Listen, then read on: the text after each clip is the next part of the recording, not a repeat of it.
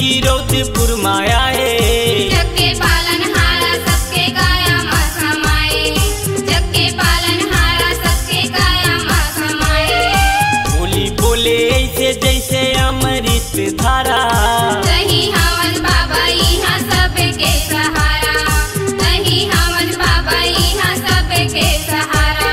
ए मन माँ बाबा ए मन माँ हो, ए मन माँ गुरु ए मन माँ हो, सादा झंडा सादा झंडा लहरावत है गगन माँ हो, सादा झंडा लहरावत है गगन माँ हो।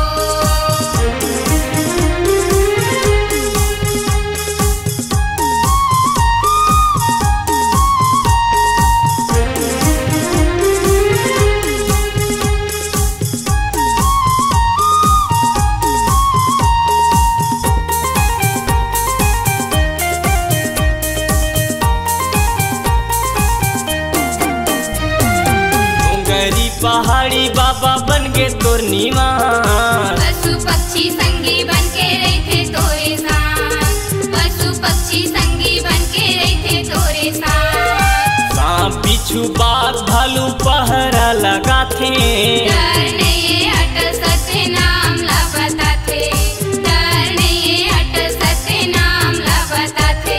ओ मन माँ बाबा ओ मन माँ हो, ओ मन माँ गुरु ओ मन माँ हो, सादा झंडा सादा झंडा लहरावत है गगन माँ हो, सादा झंडा लहरावत है गगन माँ हो।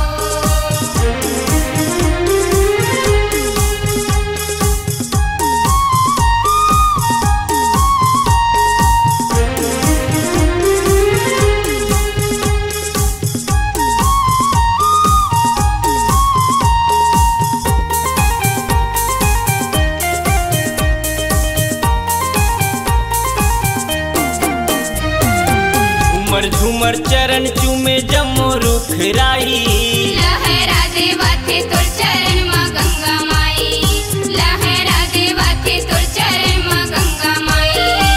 आए हमें लाखों संत दर्शन करेला, आए तैहा बाबा सबके झोली ला भरेला, आए तैहा बाबा सबके झोली ला भरेला।